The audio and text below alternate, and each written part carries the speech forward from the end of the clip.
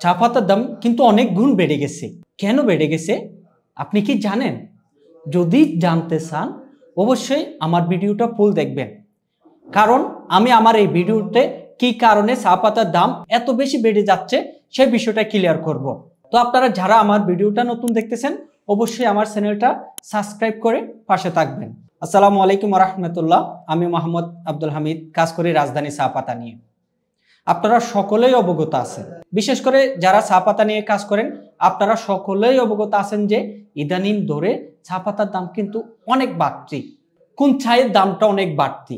জি, যে খোলা চা পাতাগুলো আসে অকশন থেকে যে চাগুলো আসতেছে এগুলোর দাম কিন্তু বর্তমানে অনেক বাড়তি।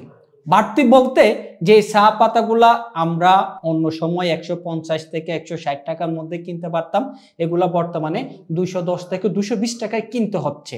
কেন? সবার ভিতরে একটা প্রশ্ন আসে। আজকে আমি আমার এই ভিডিওতে এই কেন বিষয়টা একটু ক্লিয়ার করব। সাধারণত অন্যান্য বছরের তুলনায় এবছরে কিন্তু আপনার প্রোডাকশন একেবারেই কম। অনেক ফ্যাক্টরি কিন্তু আপনার প্রোডাকশন একেবারে হয় নাই। বর্তমানে অনেক কোম্পানি আপনার চা পাতার উৎপাদন কিন্তু বন্ধ করে দিছে। এটাই হচ্ছে মূল কারণ। যেহেতু প্রোডাকশন কম সেহেতু দাম বেড়ে যাবে, এটা স্বাভাবিক।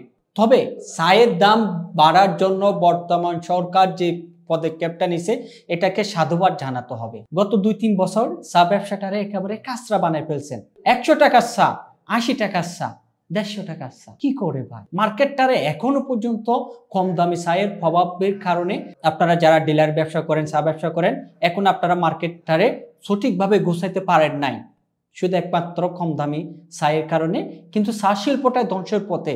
সেই জন্য বর্তমান সরকার চায়ের বর্তমান মূল্য সর্বনিম্ন 186 টাকা থেকে ধরা হয়েছে, যাতে সম্মানের সাথে এবং মুনাফার সাথে চা ব্যবসাটা করা যায়। যেহেতু আমার ভিডিওর মূল কারণ হচ্ছে বর্তমান সময়ে চায়ের দাম কেন বাড়তে যাচ্ছে। জি, বর্তমান সময়ে চায়ের দাম বাড়তে যাচ্ছে যে এই জন্য যাতে চা ব্যবসাটাকে সম্মানের সহকারে আপনারা কন্টিনিউ করতে পারেন।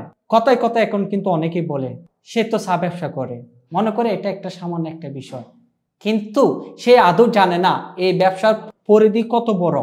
বাংলাদেশ বা বিশ্বের মধ্যে চা ব্যবসার পরিধিটা কত বড় কিন্তু সে আদৌ জানে না। বর্তমান সরকারকেও ওটার জন্য অসংখ্য ধন্যবাদ, অনেক অনেক ধন্যবাদ। বর্তমান সরকার যে সিদ্ধান্ত নিয়েছে এটা চা শিল্পের জন্য একটা দারুণ সম্ভাবনা। আগামী দিনগুলো চা শিল্পের সোনালী দিন হবে। আমাদের কাছে কম দামি থেকে শুরু করে সর্বোচ্চ হাই কোয়ালিটি চা অ্যাভেলেবেল আছে। আপনার কোন রেঞ্জের মধ্যে লাগবে, কত টাকার মধ্যে লাগবে, শুধু আপনি এই জিনিসটা জানার জন্য বা ইনশিওর করার জন্য ভিডিও ডিসক্রিপশনে নাম্বার দেওয়া আছে, অবশ্যই কল দিবেন। ইনশাআল্লাহ আপনাদেরকে চায়ের বিস্তারিত আলোচনা করা হবে। আজকে এতটুকু, আবার দেখা হবে অন্য একটা ভিডিওতে। সবাই ভালো থাকবেন, সুস্থ থাকবেন এবং রাজধানী চায়ের সাথে থাকবেন। আসসালামু আলাইকুম রহমতুল্লাহ।